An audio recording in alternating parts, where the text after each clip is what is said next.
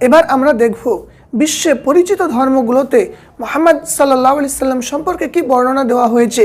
আমরা যদি সর্বশ্রেষ্ঠ ধর্ম ইসলাম ধর্মের দিকে লক্ষ্য করি তাহলে আল্লাহ সুবহানাহু ওয়া তাআলা বলেন সূরাতুল আহজাব অধ্যায় নম্বর 33 আয়াত নম্বর 40, মা কানা মুহাম্মাদুন আবা আহাদিম মির রিজালিকুম ওয়ালাকিন রাসূলুল্লাহ ওয়া খাতামান নাবিয়্যিন।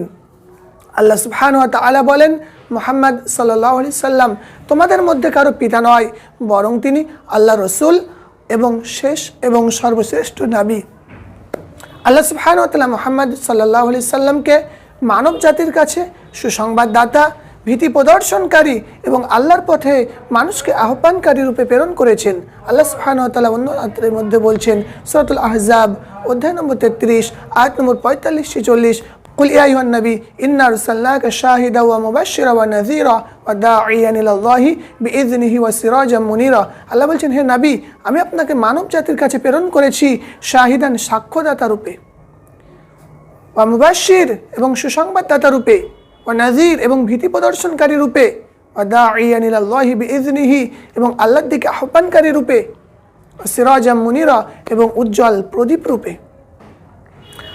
এছাড়া আল্লাহ সুবহানাহু ওয়া তাআলা সূরাতুল আম্বিয়া অধ্যায় নম্বর 21 আয়াত নম্বর 107 মধ্যে বলছেন ওয়ামা আরসালনাকা ইল্লা রাহমাতাল লিল আলামিন, হে নবী, তোমাকে আমি বিশ্ববাসীর কাছে রহমত স্বরূপ প্রেরণ করেছি। ইসলাম ধর্ম অর্থাৎ মুসলিমদের বিশ্বাস আল্লাহ সুবহানাহু ওয়া তাআলা মুহাম্মদ সাল্লাল্লাহু আলাইহি সাল্লামকে সর্বশ্রেষ্ঠ নবী রূপে প্রেরণ করেছেন এবং সমস্ত মানব জাতির জন্য কল্যাণ স্বরূপ। এবার আমরা যদি হিন্দু ধর্ম দেখতে যাই, হিন্দু ধর্মগ্রন্থগুলোও মুহাম্মদ সাল্লাল্লাহু আলাইহি সাল্লাম সম্পর্কে ভবিষ্যৎবাণী করা হয়েছে। আমরা যদি দেখতে যাই কল্কি পুরাণ, হিন্দু ধর্মের একটি গ্রহণযোগ্য কিতাব। কল্কি পুরাণের 2 অধ্যায় 3 অনুচ্ছেদ 5 অনুচ্ছেদ 7 অনুচ্ছেদ এবং 11 অনুচ্ছেদ 13 অনুচ্ছেদে বলা রয়েছে যে নারাশংসা নামক একজন ব্যক্তি আসবে, সে বিষ্ণু ইয়াসের ঘরে জন্মগ্রহণ করবে। তার মাতার নাম হবে সুমতি, তিনি সাম্বালা নামক এক অঞ্চলে জন্মগ্রহণ করবে, তার 4 জন সহযোগী থাকবে। এবার আমরা যদি দেখতে যাই, যার বাংলা ট্রান্সলেশন করলে হয় প্রশংসিত, যার আরবি ট্রান্সলেশন করলে হয় মোহাম্মদ আহমদ, তিনি বিষ্ণু ইয়াসের ঘরে জন্মগ্রহণ করবে। যার বাংলা ট্রান্সলেশন করলে হয় আল্লাহর গোলাম বিষ্ণু ইয়াস, যার আরবি ট্রান্সলেশন করলে হয় আবদুল্লাহ, তিনি সুমতির গর্ভে জন্মগ্রহণ করবে। যার সংস্কৃত শব্দ সুমতি, যার বাংলা ট্রান্সলেশন হয় শান্তিময়, যার আরবি ট্রান্সলেশন করলে হয় আমিনা, তিনি সাম্বালা নামক এক শহরে জন্মগ্রহণ করবে। যার বাংলা ট্রান্সলেশন করলে হয় মরুদ্যান, সে সময় মক্কা ছিল মরুভূমি সম্পন্ন এক অঞ্চল, তার 4 জন সহযোগী থাকবে।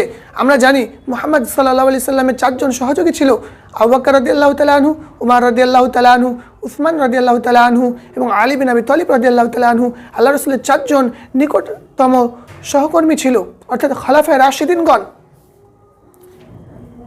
তো হিন্দু ধর্মগ্রন্থ মুহাম্মদ সাল্লাল্লাহু আলাইহি সাল্লাম সম্পর্কে আমরা যদি এবার খ্রিস্টান ধর্মগ্রন্থগুলো দেখতে যাই তাহলে আমরা দেখতে পাবো বাইবেলে ওল্ড টেস্টামেন্টে 2য় বিবরণ 18 অধ্যায় 18 এবং 19 অনুচ্ছেদের মধ্যে বলছে, যিশুকে তার ঈশ্বর বলছে, আমি তার ভাতৃগণের মধ্যে হতে একজন ভাববাদী উৎপন্ন করব তোমার মতো, এবং আমি তার মুখে আমার বাক্য দেব এবং তিনি তাহা তাহা বলবেন, আমি তাহাকে যাহা যাহা আজ্ঞা করিব, এবং তিনি আমার নাম দ্বারা সমস্ত কিছু শুরু করবে। আমরা যদি পবিত্র কোরআন মাজিদ দেখি 114টি সূরা রয়েছে, প্রতিটি সূরা আল্লাহ সুবহানাহু ওয়া তাআলা বিসমিল্লাহির রহমানির রহিমের দ্বারা অর্থাৎ আল্লাহর নাম নিয়ে শুরু করা হয়েছে।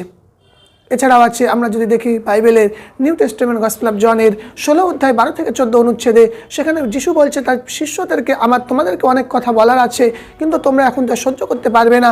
যখন তোমাদের নিকট সত্যের আত্মা আসবে, সে তোমাদেরকে সত্যের দিকে আহ্বান করবে, সে নিজে থেকে কোনো কথা বলবে না, সে তার সৃষ্টিকর্তার কাছ থেকে যা শুনবে তাই বলবে, সে আমার প্রশংসা করবে। এছাড়া একই অধ্যায় 16 অধ্যায় 7 অনুচ্ছেদে বলা আছে, যিশু বলছে, আমি তোমাদেরকে যাহা বলিব সত্য বলিব, এবং আমি এখন চলিয়া যাইব, এবং আমি যাওয়ার পরে একজন ব্যক্তি আসবে, সে তোমাদেরকে সত্যের পথ দেখাবে। তো সমস্ত ধর্মগ্রন্থগুলো মুহাম্মদ সাল্লাল্লাহু আলাইহি সাল্লামের সম্পর্কে ভবিষ্যৎবাণী করেছে এবং মুহাম্মদ সাল্লাল্লাহু আলাইহি সাল্লামের আগমনের সুসংবাদ দিয়েছে।